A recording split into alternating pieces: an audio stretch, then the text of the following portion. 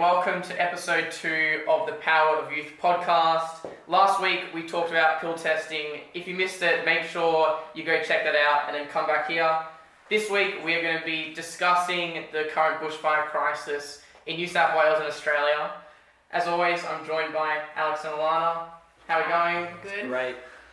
So just to start off with, impacts of the bushfire crisis, what's going on? Well, as of December 17th, which is yesterday as we're filming this, there are more than 100 bushfires burning across Australia, specifically New South Wales, with nearly 60 that aren't contained. And already the fires have burned through 1 million hectares in New South Wales.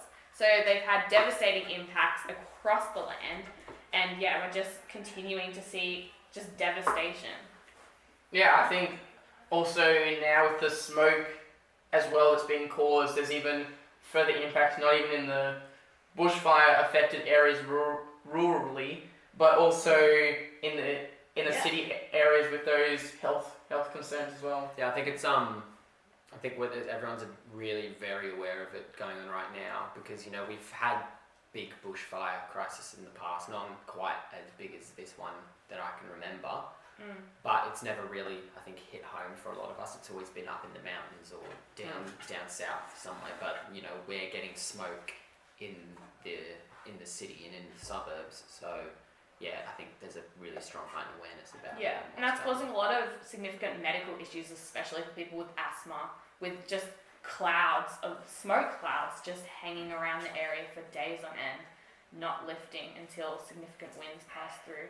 But yeah, there's been some severe economic impacts for the people obviously losing their homes, and many of them aren't insured because they're situated in high-risk areas, and either the premiums are too high and they can't pay it, or the insurance companies just outright refuse to insure those homes. So people just have absolutely lost everything, and yeah, they just start from scratch. Yeah, of course. They have to rebuild all their homes. They've lost everything inside their homes. I mean, they've probably just evacuated with the clothes on their back. So, it's close to Christmas. They have nothing. Yeah, I think like with in the city areas as well, there was one thing with the smoke that it's resulted in businesses shutting down, closing their doors, schools closing, dangerous conditions for asthmatics as well, workers having to abandon work sites. And this has resulted in, I think, $50 million a day is being lost in economic impacts. Yeah. So it's huge and it's widespread in all areas, which I think we haven't seen as much before. I think that's a big difference. It's kind of been centralized in certain communities, but now it's the entire state. And I think it's and now it's happening in other states. In Western Australia, there's a fire. In South Australia, they're getting hot weather. So it's slowly going to become a national issue as well. Yeah, and also to take into account the significant costs of the government for the cost of emergency services and our dwindling water supplies, which we're using to put out the fires.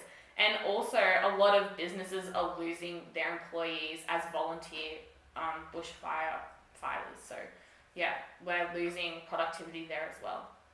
Yeah, I think you also have to look at the massive impact it'll be having on the volunteers as well. These are unpaid. They're volunteers. They're not getting paid to do this. They've got no idea. Training. They're not working right now, so very few of them will have an actual source of income. Yeah.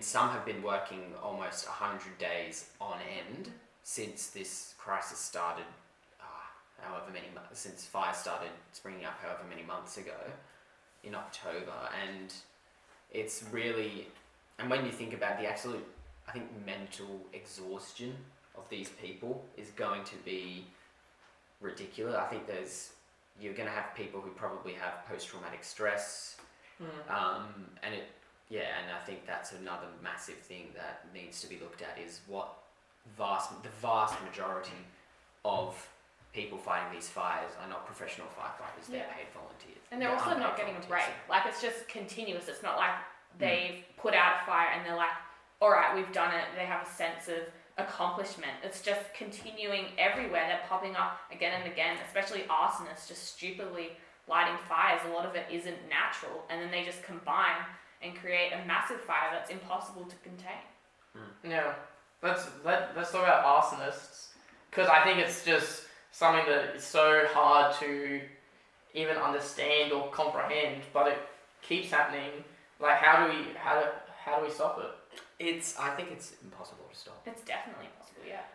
An arsonist, a lot of people, you know, they might be a pyromaniac, so they just have an unhealthy obsession with fire in general, and that's a mental health issue. I just think it's, at the end of the day, it's just one of those things that it's like a lot of other crime. At the end of the day, it's just going to be one of those things that we're going to have to live with day to day. Well, not day to day, but like we're just going to have to accept. Yes, some people are kind of bad like this, so yeah, you can't stop stupid people from doing stupid things. Yeah, like they know it's illegal, but they still do it. They still do it for a thrill. Yeah, they don't understand the devastation it can cause because they just think, oh, I'm just going to light a fire here. The emergency services will come and put it out, but it just ravages the area, and they've got no idea. Yeah, I don't know if there's enough deterrent. Do we need to go really hard on punishment and penalties for people? Well, you can't catch them. That's the thing. They're hard. It's extremely hard. Sometimes, but no, they're extremely hard to catch. So even making a higher sentence for it, I just don't think that will deter people. It's not like there's usually much evidence left behind. No, Because they burn the crime scene. Yeah, precisely. So, yeah, I don't think many arsonists are caught at all. So, it's just a crime that's impossible to police, really. I think the only thing I can think of is just the issue with cigarettes in general, and that those cigarette butts are often what cause the fires. So I think one solution, which I know would be problematic for the government, would be to try and cut down on cigarettes, which, you know, what a disaster. Like, I can understand that, you know, it's a huge economic advantage and it's a huge business for the government, which is, you know, just one of those kind of ethical if it's matters. A business, if it's a part of the economy, that's, at the end of the day, there is literally nothing good smoking does for you. No, there's nothing, absolutely even no. There's got to be better ways to deal with it. Some people think it calms their stress, but yeah. I think that might just be an excuse. An excuse. If there's nothing beneficial there. Well, you're addicted to them, so I mean, what and it can you gives do? you cancer. Yeah, I think the government kind of do what they can to send out anti-smoke campaigns, like the best that they can to try and reduce the amount. But, you know, is it time to kind of say, okay, let's really take this seriously. Let's really kind of look for public health as our priority. Is there a way to make sure that the economy is stable? I don't know, but I think it's definitely something to consider because it's affecting health and it also contributes to the bushfires significantly. I just think it'll just become a black market kind of thing if it's banned. Like, I don't think you can't eradicate. You can't ban it. It's a bit like alcohol. Yeah, you can't ban it. They tried to ban alcohol in America in the 1920s, and it just created a black market. Yeah. So in terms of other responses, then I think the government has been kind of yes and no. Like they've definitely supported trying to help the efforts. There was an announcement by Scott Morrison, which was $11 million into aerial firefighting efforts, which is definitely a good response. They've also committed $48 million to enable farmers and small business owners impacted by the recent New South Wales bushfires to access grants of up to $15,000. But a lot of these people are saying that $15,000 is just petty. It's not going to help them at all. The bushfires have destroyed about 26,000 kilometres of fencing, and that repair alone will cost around $300 million, let alone all the stuff that has been lost, the homes, the agricultural areas, the animals. I mean, it's not going to be enough. At least it's something, but it's not going to help them at all, really. Yeah, and I think it's like the response after the crisis will be really important to see how the government's able to rebuild this area. But I think the issue is also, you know, if the fires only end around March, April, like we're looking at almost an all year round fire season. Yeah. When's the appropriate time to start rebuilding and putting money back in? You've got to say we just got to do it straight away. Yeah. So yeah, I think it's one of those tricky things where you just want to wait until the worst of it's over so that you can kind of reassess and reflect. But if it just keeps going, it's hard. I worry because this fire season was it started in October. It started so early. I'd be worried that in a way it might not end.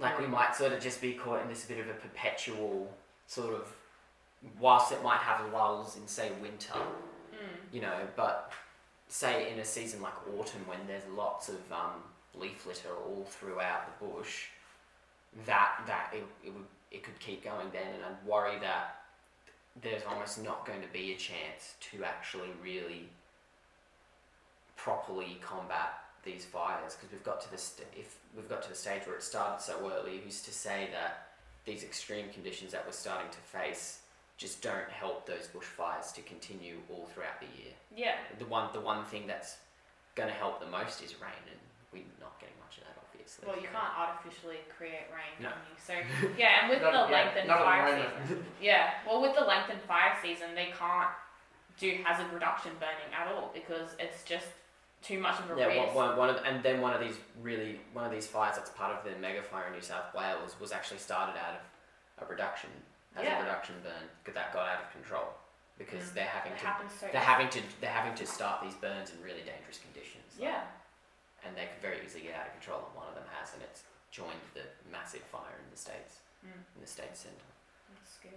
So the Prime Minister, Scott Morrison, said that the haze that has come from those fires, I know, has been deeply troubling to Sydney-siders. And I think I comment on this because he originally rejected the link to climate change and bushfires. Now he's more on board, that he accepts that there is a link. As to why he refused in the first place, it's just, who knows? Because he obviously knew that there was, and he just decided to refuse.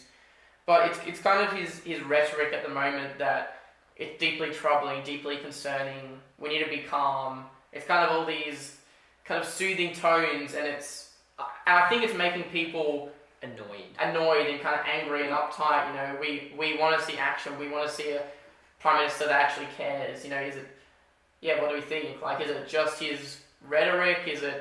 Does he need to do more? I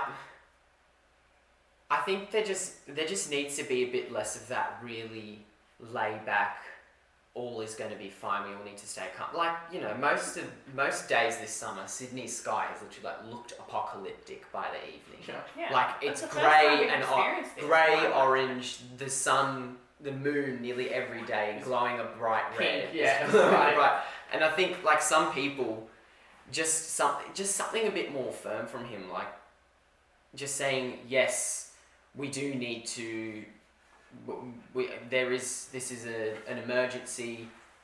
We need to have really strong action on this, rather than we need to remain calm. Because I think as much as it's good to encourage people not to panic in these situations, the whole, you know, it's going to be hard for someone to remain calm when, you know, they know that there's a bushfire burning maybe 3 kilometres away from their property. It's really hard. And I think I think some people in moments like this, especially from leaders, like to see someone who's being strong and someone who's being really, you know, forthright and assertive and showing that they are really behind creating action, rather than that really, I guess, passive sort of, it's bad, but let's not panic kind of facade. I agree. Well, this is the first time that a catastrophic fire danger rating has been forecast for Sydney since it was introduced in 2009. So it's obviously changing. It's obviously an issue. It is a catastrophic fire rating. So something needs to be done with that. If you get an earthquake of, I don't know how the metric scale goes, but a bad one, you worry about that. And we're at a catastrophic level. We're at the highest level that has ever existed. Yeah. So we need to do something about it. Yeah, I think a sense of controlled panic is necessary. Not going crazy, we need to do this, and kind of making people riled up. But just some sort of urgency and saying, hey, this is an issue. This is a state emergency. This is a national emergency. We need to act. And I think that sense could also kind of translate to communities where a lot of people are staying at their homes trying to fight the fires for themselves. They're kind of sitting back and kind of just saying, "Oh, I'm going to stay with my house." And I think it's because that there's no panic. There's no like, "Oh, this could actually have deadly consequences," and people just decide to stay when they actually need to leave. And I think that protection of life is so important that, yeah, I think the whole calm approach, might not be helpful for those communities. Yeah. Well, a lot of the deaths in past bushfire seasons are from people staying at home with their hoses, trying to fight off bushfires by themselves. Yeah. They need to feel safe and feel protected that there are firefighters in their area doing something about the fire. That they can leave their property. Yeah. And that they know even if damage is done, that at least their livelihood is protected in some way.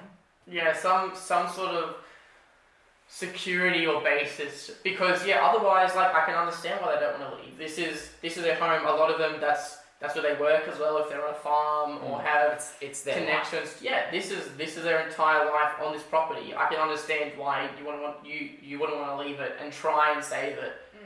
But yeah, and I think that there's no security, like you touched on insurance before. There's none. It's so hard. It's too high. It's too high for them to pay for. And like you said, the drought has already taken everything from these people in the rural areas, in the farm areas.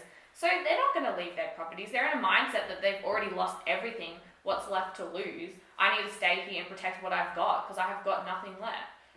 Yeah, well, so my uncle is a farmer in southern New South Wales, and him and his partner were going to visit us in Sydney for the first time in a number of years, but because the drought has been so damaging to income, and there's almost a catastrophic / high bushfire rating around his area nearly every day, he's too nervous to leave because that's his source of income, that's his life. Yeah. And it's really sad for us, but we understand that to leave now would just be he would be probably anxious, riddled with anxiety the whole time. Yeah. Well, the fact is, no one's going to care about your property as much as you do. Yeah. So yeah, it's a hard balance between having faith in the system and protecting your life. Your own. No, yeah, it's tricky. I think one thing that people have been asking Scott Morrison to do is to kind of go to the fires and to kind of be there and actually on the scene and seeing what's happening. There's a perspective here from a firefighter who's currently fighting, and he's kind of got the perspective that he likes that Scott Morrison isn't being there, so that the professional firefighters can stay and do their thing, so that you don't have kind of all the journalists and advisors and bodyguards and all those different people taking up space. So I think that's important, that to see that those bushfire areas, there needs to be professionals there and people fighting, and having that distraction of a prime minister come could be negative. And it puts more lives in danger. You see on the news the reporters are like outside where the fires are burning behind them, speaking about the fires, and it's like, are you insane? Yeah, probably You're not putting all those necessary. lives in danger, and especially putting the Prime Minister's life in danger. I don't think that's going to be helpful. And if I'm honest, if say my house has just been destroyed in a fire, I've got nothing, I'm not sure how great the Prime Minister visiting would be. Like, I'm not sure if that would necessarily make me. I would just be like, in a way, because in Australia we have a bit of a bitterness towards authority.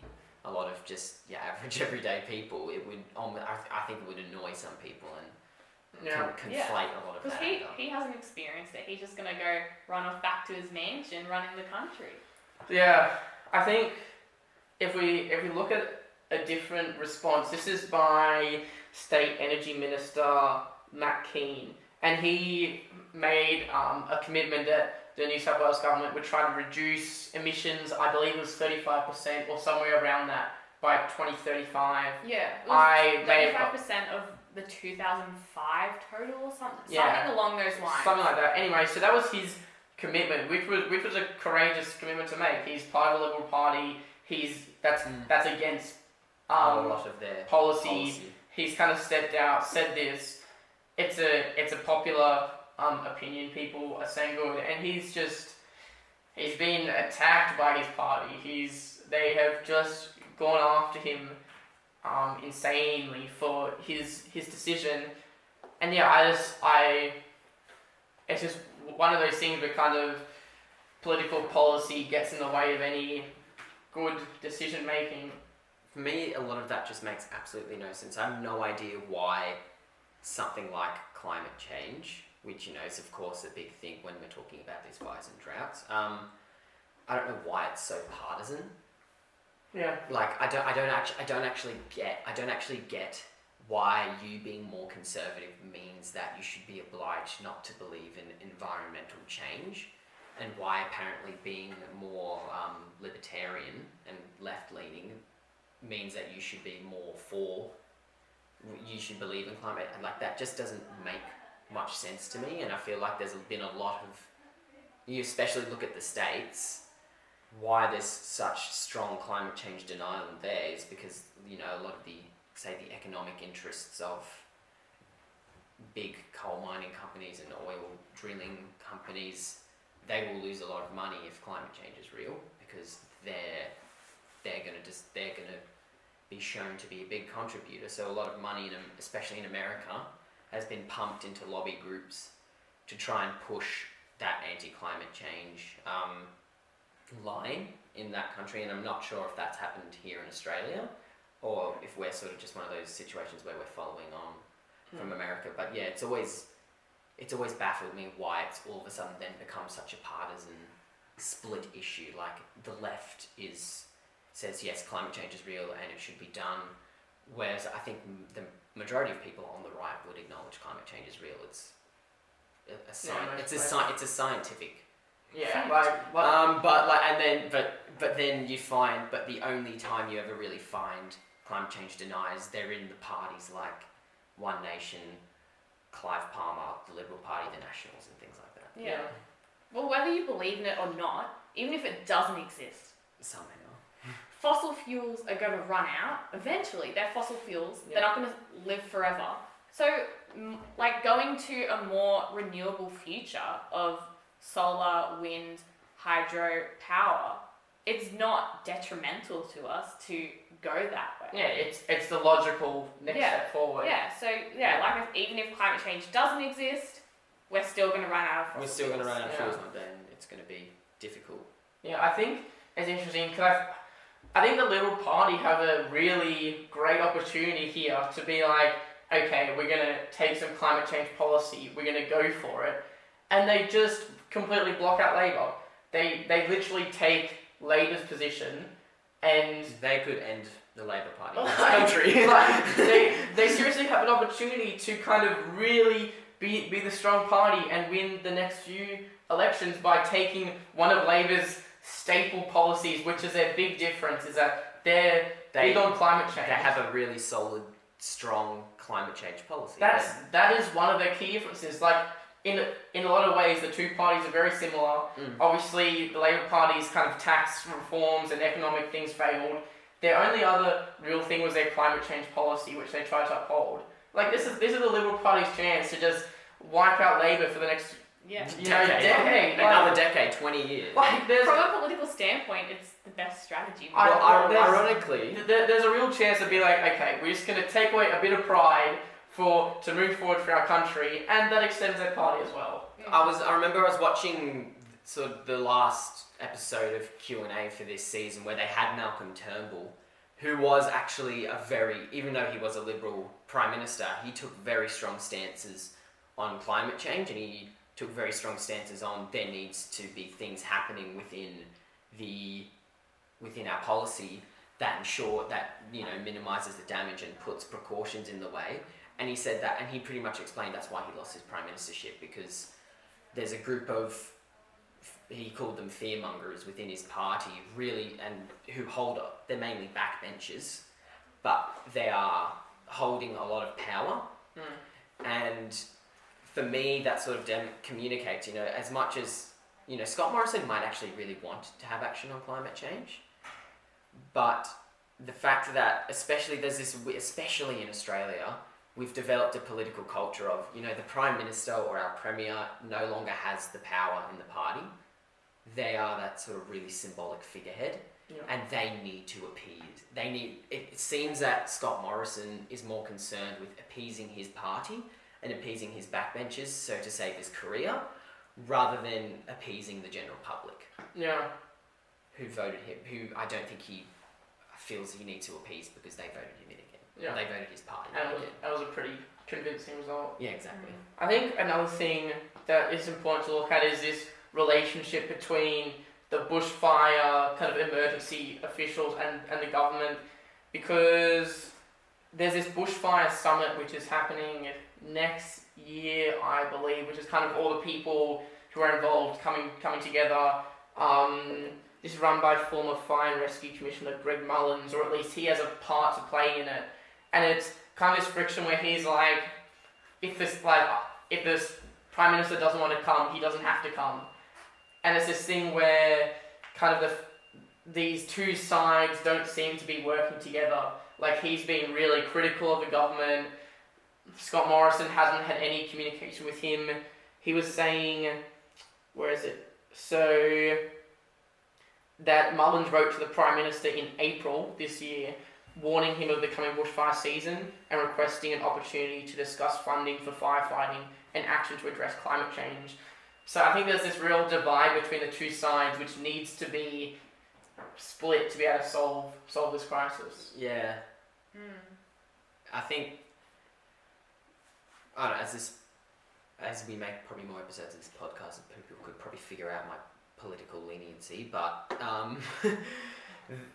I think that it's always been a bit of a problem with not only Liberal government at a national level, but even at a state level, of really being incredibly stubborn.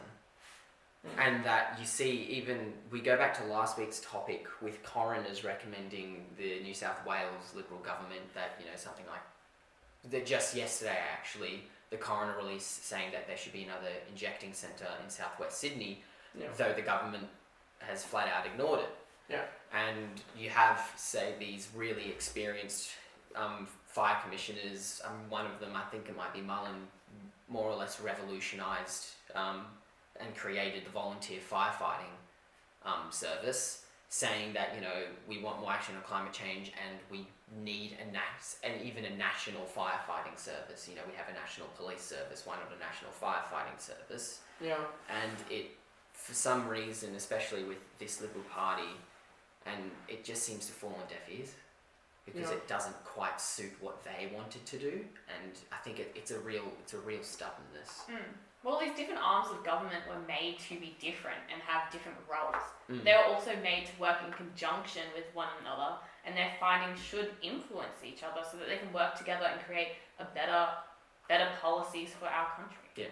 Yeah, I think in terms of other short-term solutions, some thoughts here. People are saying the need for part-time paid rural firefighters, which I think is where we need to start looking. Like, we've got volunteers, but they can only be on leave for a certain they have their time. And they're losing money too from that. They're volunteers, so why not pay them? I mean, they're saving people's homes and property and lives. So well, maybe there's a need for much more professionalised firefighting service in general. Like, we do have a professional firefighting service in Australia, but it's quite small. Yeah, and I think we have to be real that even if we reduce emissions, it's going to take time. This is not solving climate change is not a short-term solution. Right now, I think we need to focus on slowing down climate change, and then we need to focus on reversing it. So it's just going to get worse slowly, but it's going to take a while to reverse it back to where it's a comfortable limit. I think it's also maybe just important to establish a bit of a with the fires, the climate getting warmer and the climate changing does not cause a fire to start. It doesn't. No. It didn't cause a drought, but a warmer Australia with getting warmer summers every year means the aridness of the landscape and the environment, which means that when fires do inevitably start, which we have every year, we have a bushfire season in this country, it's a reality, they're going to be worse. So climate change isn't causing the fires, but climate change is making a reality of this country much, much worse. Yeah. And you see that all over the world. So say in America, where they have lots of floods, in the south, where they have lots of floods and hurricanes, those are inevitably going to happen every year. They have a hurricane season and they prepare for it. But, you look at the last few that they've had some real massive, crazy storms, and it's not because climate change is making these storms, it's because climate change is creating this pre-existing issue, and it's making it worse. So I think that's an important sort of The other thing too is to establish. Unpredictable wind conditions. So the wind directions change suddenly, and it just makes bushfires really hard to most contain. deadly impact of it. And also, Australia has just had we have the worst luck with our actual vegetation. Like, we have eucalyptus trees which contain oil. So when they catch on fire, they explode. They're flammable. So our native vegetation is not conducive to no bushfires. It worsens them, obviously. Yeah, I wouldn't be opposed to some sort of advertising campaign for the bushfire service to get people to start like an employment campaign, such as what they've been doing for the Navy and the Army, where you've got those TV commercials, join the Army, all that stuff, and to get some sort of campaign going for the firefighters, to raise some awareness for the needs of those services would be beneficial as well. And you look at the unique needs of Australia. I can't think of anywhere in the world that would have a nationalised firefighting service. But you look at the realities of Australia. We're a country that every summer gets set on fire, pretty much late spring to early autumn. There will be somewhere in the state, in New South Wales, in the country in general, that will be on fire. So why is there not a need? Why is that our unique situation? We need a unique solution. So maybe it doesn't have to be very big, but a small nationalised professional firefighting service that is well equipped, that has those water bombers and the really effective equipment that can be deployed quickly and efficiently, so that whilst not stopping bushfires, can at least do what Alannah said and just harm minimisation and ensure that these inevitably bad things that are going to happen are reduced and aren't as bad. Yeah, well, fires burn across state borders. They don't make it to the border and go, we're at the border, let's turn around and burn this way. That's going to be time to stop. It would be easier to have a national system so that, like, state and territory firefighting services can work together, because, like I said, fires don't just stop and turn around at the border, they continue.